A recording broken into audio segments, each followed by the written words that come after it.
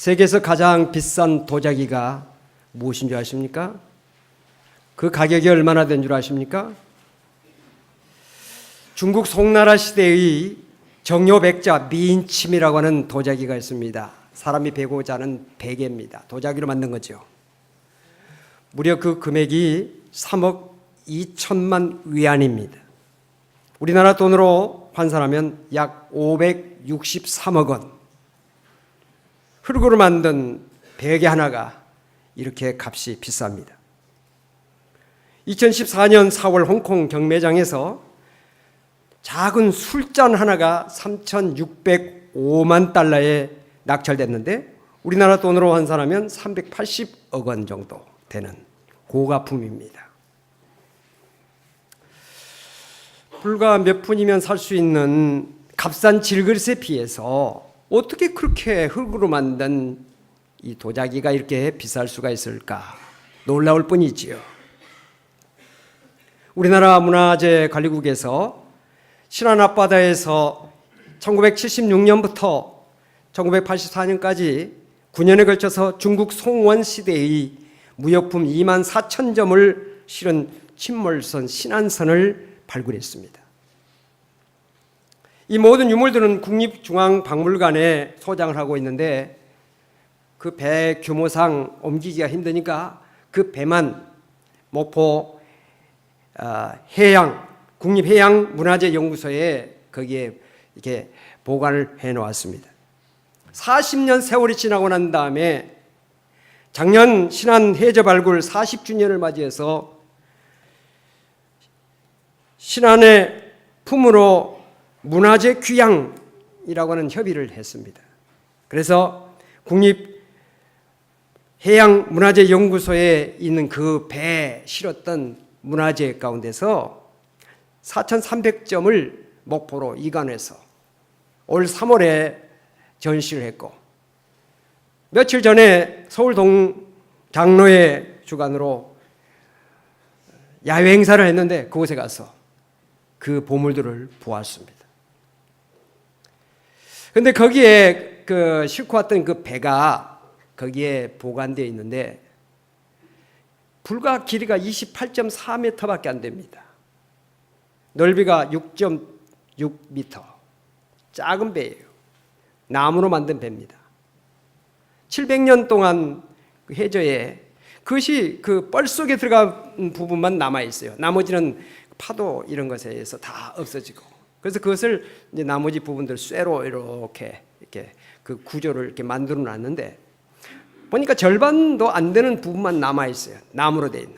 근데 그 조그만 배에다가 어떻게 그 많은 것들을 실을 수 있었을까 하는 것을 생각하면서 참 놀랍다. 저렇게 보잘것없는 조그만 목선 저렇게 세월이 가면서 다 깨져버리고 남은 부분 조금밖에 남아있지 않은 그 조그만 배에 그 엄청난 그 송나라 원나라 시대의 그 도자기들 그 많은 것들을 실을 수가 있었을까? 야, 참 보물선이 따로 없구나. 언젠가 대선 후보로 나왔던 한 후보가 자기가 대통령 되면 해저에서 보물들을 캐가지고 발굴해가지고 우리 국민들을 정말 부자로 만들겠다. 뭐 그런 이야기 했는데 그 당시 그게 발견되지 않을 때였어요. 근데 야, 그 사람 예견이 좀 있는 사람이구나. 모르죠. 지금 신안 앞바다에 또 더 다른 어떤 것이 있을지도 모르죠. 오늘 본문에서 사도 바울은 보배를 질그릇에 가졌다 이렇게 말씀하고 있습니다. 흙으로 만든 그릇은 굽는 온도에 따라서 세 가지로 나뉘죠. 보통 이 토기 또는 도기, 그 다음에 자기. 토기는 700도 정도에서 구워낸 그 그릇을 토기라고 말합니다. 우리가 쉽게 쓰고 있는 뭐 옹기 같은 그런 것이죠.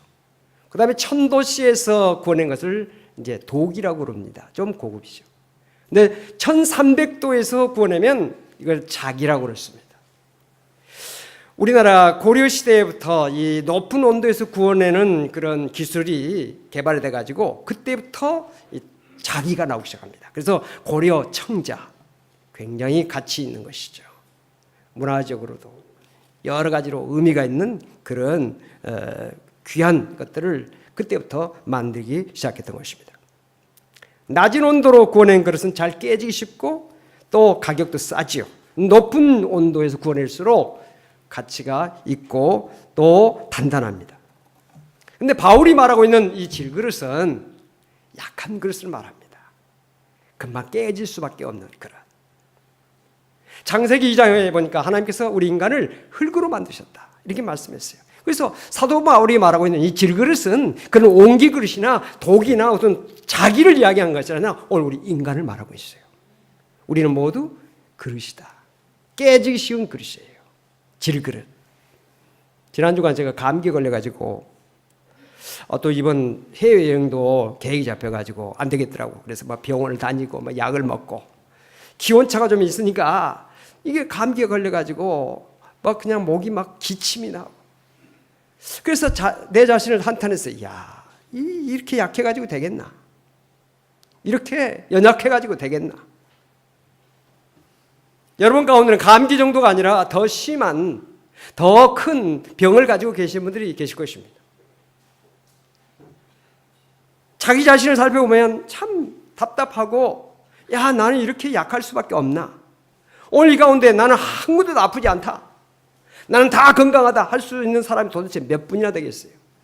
다 뭐 머리가 아프든지 뭐 허리가 아프든지 뭐 어깨가 아프든지 뭐 하다 보면 무좀이 걸리든지 뭔가라도 병이 있고 뭔가라도 저 아픈 것이 있지, 나는 완전하다 하는 사람이 도대체 몇 분이나 되겠어요? 이같이 우리 인간들은 연약한 존재다. 병들기 쉽고 깨지기 쉽고 부족한 존재다. 거울을 이렇게 쳐다보면 내 자신을 살펴볼 때 좀 괜찮은 것 같다라고 생각되는 때도 있지만은 좀 더 생각해 보면 또 왜 이럴까? 참 한탄스러운, 그런 자기 자신을 생각해 보면 한탄스러울 때가 있죠. 조그만 그런 기온 차이 때문에 감기가 걸려야 되고, 조금 저기 하면 힘들고 피곤하고 병에 걸리고 면역성이 약해지고, 그런 모습을 보면서 참 부족한 존재다, 깨지기 쉽다, 연약한 존재다, 보잘것없는 질글것 같은 존재다 하는 것을 느끼게 됩니다. 그런데 우리는 연약하고 부족하고 깨지기 쉽고 보잘것없지만 놀라운 역사, 귀한 존재, 빛나는 존재, 세상 어떤 것과 비교할 수 없는 존재가 될 수 있는 길이 있어요. 그 길이 뭐냐? 내 안에 보배를 담으면, 내 안에 보배를 담으면 우리는 귀한 존재, 세상에 부러워할 수 있는, 정말 하나님의 영광을 나타낼 수 있는 존재가 된다는 사실을 믿으시길 바랍니다. 사도 바울은 이 질그릇에 보배를 가졌다고 말씀하고 있는데, 이 보배는 무엇입니까? 6절 말씀에 말씀하고 있습니다. 어두운 데 빛이 비치라 말씀하셨던 그 하나님께서 예수 그리스도의 얼굴에 있는 하나님의 영광을 아는 빛을 우리 마음에 비추셨느니라. 이 말씀에 따르면 보배는 뭡니까? 예수 그리스도의 얼굴에 있는 하나님의 영광을 아는 빛. 하나님의 영광을 아는 빛이 보배인데, 그 하나님의 영광을 무엇을 통해서 알 수 있습니까? 하나님의 말씀을 통해서 알게 되는 거예요. 우리가 하나님이 천지를 창조하셨다, 온 우주를 지금도 주관하고 계신다, 인간의 생사화복을 주관하시고 우리의 모든 형편과 처지를 아시는 전지전능하신 하나님이시라는 사실을 어떻게 합니까? 말씀을 통해서 듣고 믿고 있는 것입니다. 그렇기 때문에 말씀이 귀한 거죠. 말씀이 보배지요. 오늘도 하나님의 말씀에 전념하고 하나님의 말씀을 마음속에 간직하고 그 말씀을 보배처럼 여러분들 심령 속에 간직해서 하나님의 영광을 나타내는 모든 성도가 될 수 있기를 주 이름으로 축원합니다. 바울은 하나님의 영광을 아는 빛을 경험한 사람입니다. 사도행전 9장을 보면 사울이라고 하는 이름을 가졌을 때입니다. 그가 예수 믿는 사람들이 다메섹에 있다는 제보를 받고 그 사람들을 체포해서 감옥에다 집어넣기 위해서 사람들을 데리고 다메섹으로 갑니다. 가는 도중에 갑자기 하늘로부터 강한 빛이 비쳐집니다. 실명되죠. 땅에 엎드려집니다. 그때 하늘에서 음성이 들려옵니다. 사울아, 사울아. 그는 눈이 보이지 않았지만 들려오는 소리를 듣고 주여 누구십니까? 라고 묻습니다. 그때 계속해서 하늘에서 음성이 들려옵니다. 나는 내가 박해하는 예수다. 나는 내가 핍박하는 예수니라. 예수라고 하는 존재, 그런 십자가에 못 박아 죽어서 그런 존재도 없는 사람이라 생각했는데, 그 예수라고 하는, 그 예수를 믿는 사람들은 다 정신나간 망상에 사로잡혀 있는 사람들, 거짓 사람들이라 생각했던, 그렇게 믿고 그 사람들 잡아서 감옥에다 집어넣고 그 사람들을 박멸하는 것이야말로 자기 사명이라고 생각했던 이 사울이라고 하는 이 사람, 예수 그리스도의 음성을 직접 듣고 나니까 꼬라집니다. 자기의 지금까지 믿어왔던 것이 와르르 무너집니다. 자기가 신념으로 세웠던 모든 것들이 완전히 땅바닥에 엎드려진 것을 느낍니다. 그는 3일 동안 밥도 먹지 못합니다. 마시지도 못합니다. 자기의 지금까지 살았던 모든 것을 정말 처절하게 뼈저리게 반성하고 자기 자신을 살펴보는 그런 기회가 됐겠죠. 아나니아라는 선지자를 통해서 그의 눈이 띄어지게 됩니다. 육신의 눈뿐만 아니라 영적인 눈도 뜨게 되는 것입니다. 그때부터 변화해서 새 사람이 됩니다. 사울을 바울로 이름을 바꾸고, 박해자가 이제는 전도자가 되고, 로마에서 참수를 당할 때까지 그의 생애를 줄기차게 쉼없이 복음을 위한 선교사로서, 복음을 위한 사역자로서, 주님의 종으로서의 생을 마치는 빛나는 삶을 살았던 것을 우리가 봅니다. 왜? 그의 안에 보배를 간직할 수 있었기 때문에 빛나는 삶을 살 수가 있었던 것입니다. 바울은 로마서 1장 16절에서 예수 그리스도의 말씀은 모든 자에게 구원을 주시는 하나님의 능력이라고 말씀하고 있습니다.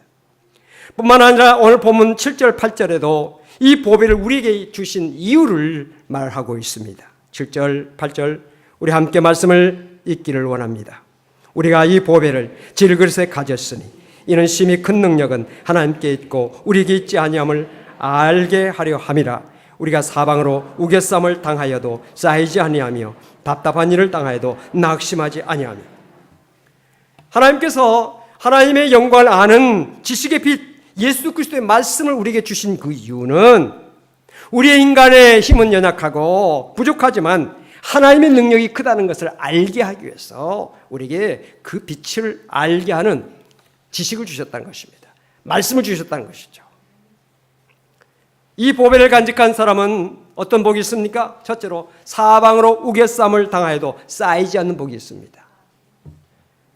8절에 우리가 사방으로 우겨쌈을 당하여도 쌓이지 아니하며 답답한 일을 당하여도 낙심하지 아니하며.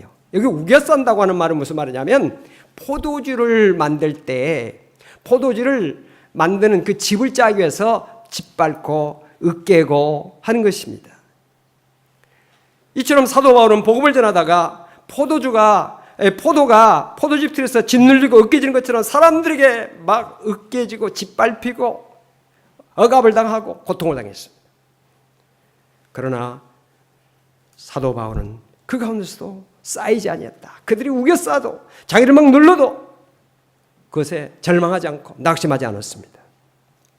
사도 바울도 우리와 같은 사람이죠.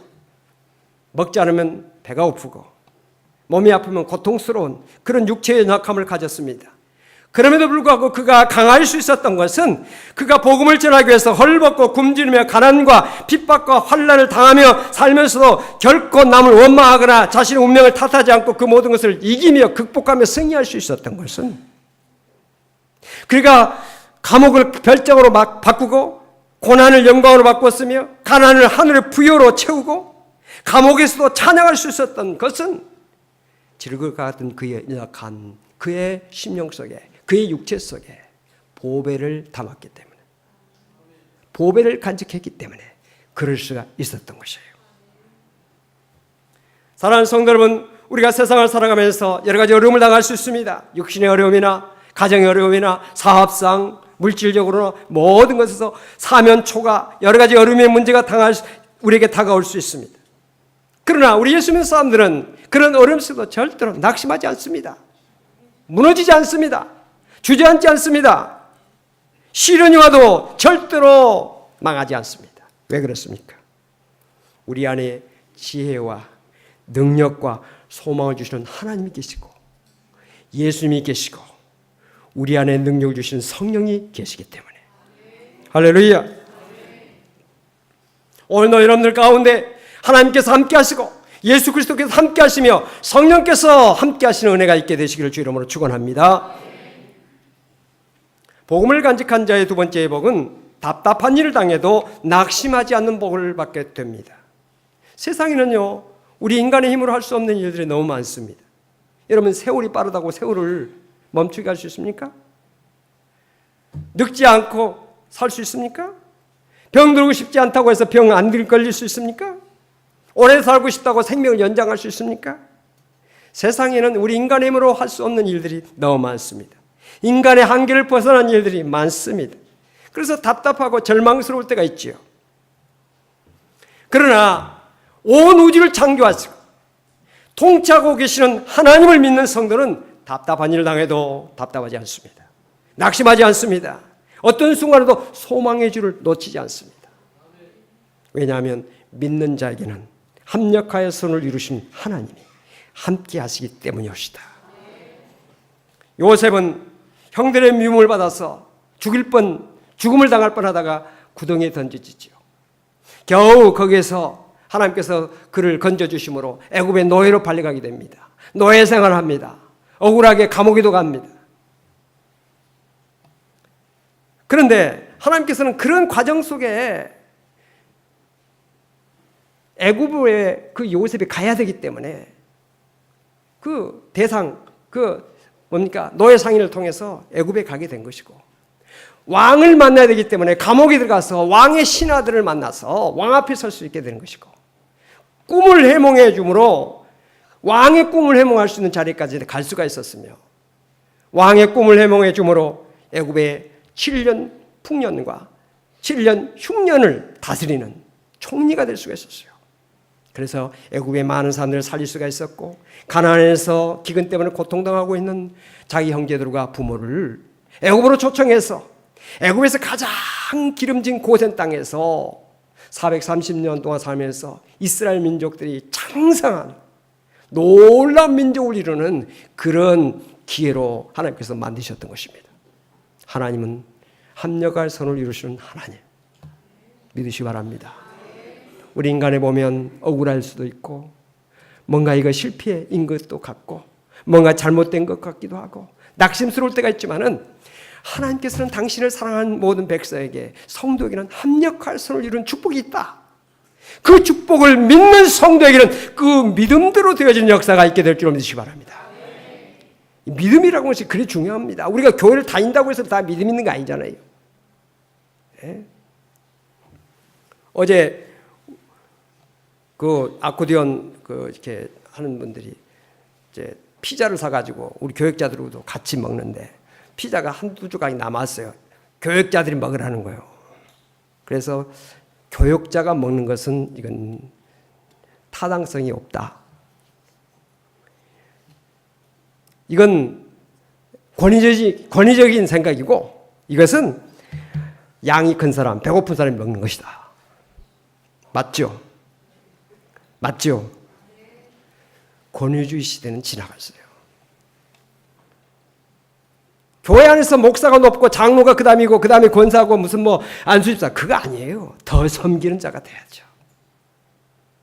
이것이 우리 사회에도 우리 교회에도 있어야 돼요. 가정에서도 부모 말을 들어야 된다 아니에요. 부모는 자녀를 잘 돌보고 양육할 수 있는 그런 부모가 돼야 돼요. 그럴 때 이 나라가 또 우리 가정, 이 사회가 아름다운 사회로 발전되어야 될 줄로 믿습니다.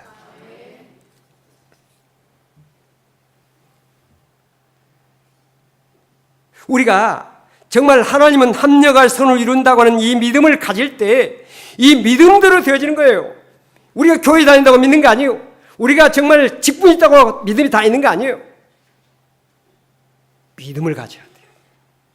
말씀을 굳게 믿는 믿음, 그 말씀을 굳게 믿는 그 믿음대로 되어지는 거예요. 오늘도 믿음만큼 여러분 삶 속에 축복이 다가온다는 사실을 믿으시길 바랍니다. 세 번째로, 성도는 핍박을 받아도 버림받지 않습니다. 9절 말씀에 핍박을 받아도 버림받지 아니하며 거꾸로 뜸을 당하여도 망하지 아니한다고 그랬습니다. 여러분, 예수를 우리가 열심히 잘 믿으려면요, 핍박을 당하게 돼 있어요. 어려움을 당하게 돼 있어요. 같이 예수 믿는 사람들 가운데 너만 열심히 있냐? 뭐 너 혼자 예수 혼자 다 믿냐? 그런 말을 들을 수도 있어요. 그것 때문에 절대로 낙심하면 안 돼요. 어떤 분들은 봉사하려고 해도 다른 사람들이 나에게 뭔가 눈총을 주고 나에게 뭔가를 좀 무슨 말을 할까 봐 주춤하는 그런 사람들이 있어요. 옳은 자세가 아닙니다. 열심히 예수 믿고 경건하게 예수 믿고 제대로 믿음 생활을 하려면요, 핍박을 받게 돼 있어요. 핍박을 하나도 받지 않고 적당하게 산다. 예수를 제대로 안 믿는 거지. 오늘 여러분들 핍박을 받는 성도, 어려움을 당할 수 있는 성도, 하나님께서 보시기에 그래 내가 정말 충성되는 종이구나, 내가 어려움 속에서도 내 믿음을 지키고 내가 정말 어려움 가운데서도 신앙을 끝까지 그 믿음으로 봉사하고 있구나 하는 인정받는 성도 돼야 돼요. 첫째, 자기 자신이 인정받고 가족들이 인정받고 주변 사람들이 인정받고 하나님 앞에 인정받는 성도가 돼야 돼요. 믿는 성도답다, 정말 직분자답다, 이런 말을 들어야지. 그렇지 않는 말을 들으면 얼마나 부끄럽습니까? 성도로서 합당한 성도, 직분자로서 합당한 직분자로서 마땅한 믿음을 갖는 성도가 될 수 있기를 주름으로 축원합니다. 성도의 믿음 때문에 세상 사람들에게 미움을 받을 때가 있어요. 직장에서 불이익을 당할 때가 있습니다. 사업상 손해를 볼 때가 있습니다. 그러나 염려하지 마십시오. 하나님께서 택한 자를 절대로 버리지 아니하시고 갚아주시되 놀라운 축복으로 갚아주신다는 사실을 믿으시길 바랍니다. 복음을 간직한 자의 네 번째 축복은 거꾸로 뜸을 당하여도 망하지 않는 것입니다. 성도의 신앙은요, 오뚜기 신앙입니다. 오뚜기 여러분들 아시잖아요. 넘어뜨려도 다시 일어납니다. 또 넘어뜨려 보시오. 다시 일어납니다. 10번 넘어뜨리면 10번 일어납니다. 100번 넘어뜨리면 100번 일어납니다. 오뚜기예요. 오늘 우리 믿음의 성도들은 오뚜기 믿음을 가져야 돼요. 넘어져도 다시 일어나야 됩니다. 저가 엎드려도 아주 엎드리지 않으면 주께서 나를 붙드십니다. 주님께서 붙들어 주시니까 일어날 수 있는 겁니다. 우리는 죽음의 자리에서도 일어날 수 있어요. 부활의 믿음입니다. 한 사람도 낙심하지 말고 절망의 자리에서 여러분들 탄식하지 마십시오. 하나님 나와 함께 하시면 나는 할 수 있다. 하나님께서 나와 함께 하시면 나는 일어설 수 있다. 나는 재기할 수 있다. 회복할 수 있다. 하나님의 능력으로 나는 승리할 수 있다. 믿음을 다 소유할 수 있기를 바랍니다. 직장의 문제, 사업의 문제, 경제적인 문제, 건강의 문제 때문에 혹시나 낙심하고 있는 분들 이 자리에 계시다면 오늘 오뚜기의 믿음으로 승리할 수 있기를 주 이름으로 축복합니다. 성도 여러분, 자신이 연약하다고 낙심하지 마세요. 보잘것없다고 실망하지 마세요. 하나님은 약한 자를 들어 쓰십니다. 부족한 자에게 풍성한 것으로 채워주십니다. 연약하고 부족하다 단식하지 말고 여러분 안에 보배를 담으십시오. 그릇의 진정한 가치는 그릇 자체에 있지 않고 그릇에 무엇을 담았느냐에 달려있다는 사실을 아시기 바랍니다. 여러분 안에 하나님의 영광을 아는 빛, 그리스도의 말씀을 간직하심으로 세상에서 가장 가치 있는 성도, 하나님의 영광을 나타내는 성도가 될 수 있기를 주 이름으로 축원을 드립니다. 기도하십시다. 하나님 아버지 감사합니다. 질그릇과 같이 깨어지기 쉽고 연약하고 보잘것없는 저희들이지만 우리 안에 주님이 계시고 성령이 계시고 말씀이 있음을 감사하고 소망이 있음을 감사합니다. 절대로 우리 안에 담긴 보화를 빼앗기지 않게 도와주시옵시고 끝까지 간직하게 하시며 하나님 앞에 설 때까지 정말 우리에게 담겨진 이 보배로운 믿음을 가지고 날마다 세상 속에서 하나님의 자녀로서 하나님의 백성으로서 승리하며 하나님의 영광을 나타내는 우리 모든 성도가 되게 하여 주시옵소서. 예수 그리스도 이름으로 간절히 기도하옵나이다. 아멘.